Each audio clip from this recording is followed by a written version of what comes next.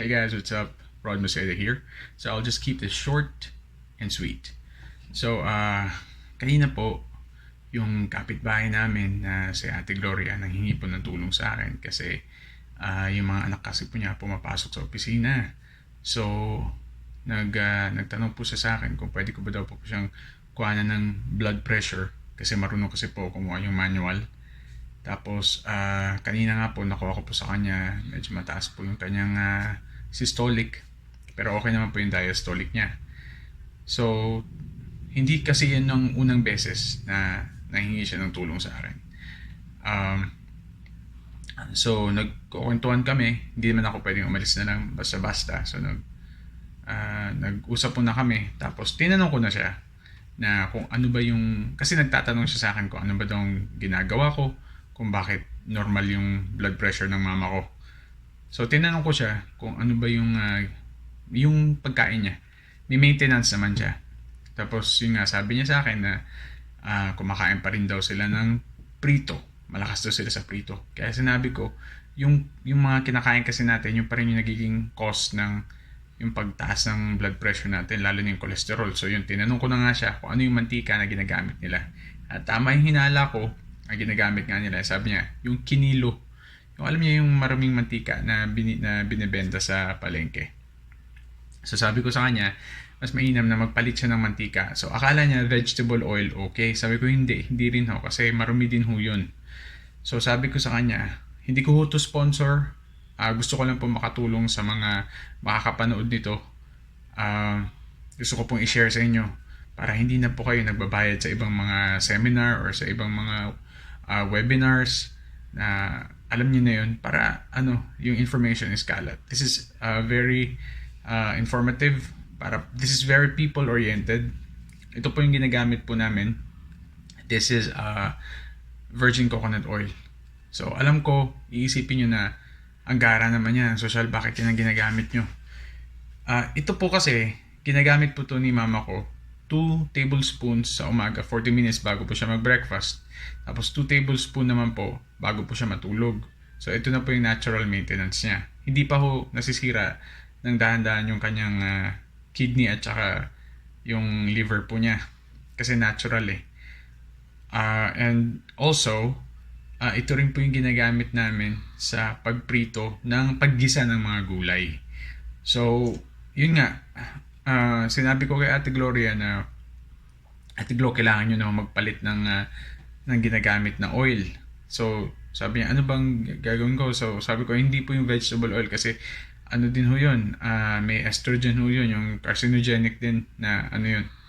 So, sabi niya, okay, nakikinig naman siya. Sabi ko, yung virgin coconut oil. Tapos natuwa ako kasi nagulat siya tapos nakikinig na rin siya. Kasi dati hindi nakikinig. And ayaw niya na pag-uusapan yung pagiging vegan ko kasi nga, alam niyo na, hindi niya pa rin matanggap yung ganung bagay. Pero, sige na lang. So ito, nirecommend ko nga ako sa kanya. Tapos, sabi niya sa akin na, yun, itatry nila. Ngayon sa inyo guys na nakakapanood nito, maybe iisipin nyo, ang mahal naman sa Watsons nyo ito nabibili. Sana wag nyo i-share itong video na to sa maraming tao na yung masyadong public kasi baka kasi taasan nila yung presyo nito pag nalaman nila yung yung benefits. Alam niyo naman yung gobyerno natin talaga.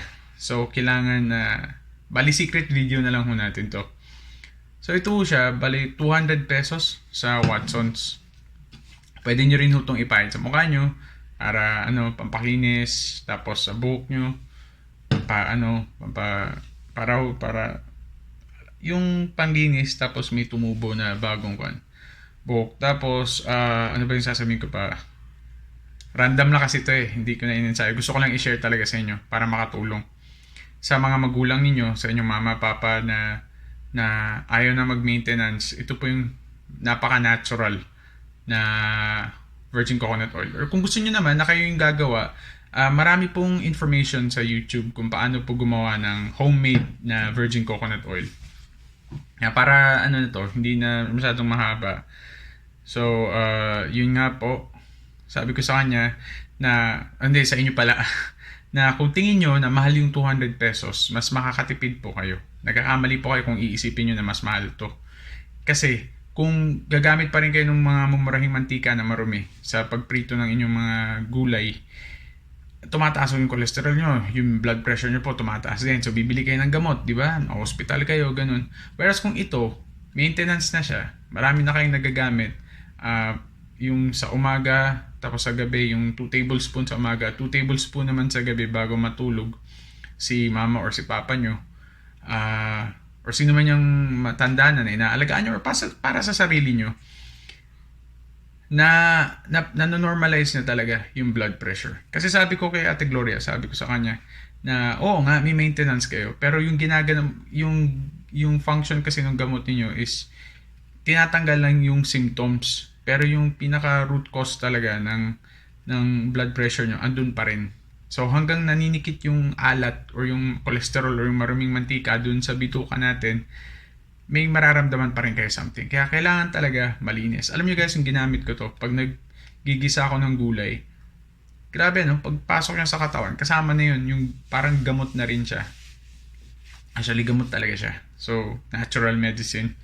At saka, yun, mas makakatipid kayo kasi, ano siya maintenance, tapos, pagkain na rin.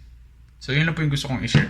Kaya, ingat po kayo lagi at alagaan nyo po ang inyong kalusugan, pati na rin po ang inyong mga magulang or sino man yung nakatatanda sa inyo na inaalagaan po ninyo. Be safe always. Ito po ulit si Rod Maceda. At i-share nyo po itong video nito sa mga taong naghahanap po ng replacement sa kanilang mga maintenance. Kasi, alam niyo na po, iniiwasan nga po nila na maano po yung atay po nila or yung kidney. So, yun po. Maraming salamat po at ingat po kayo lagi.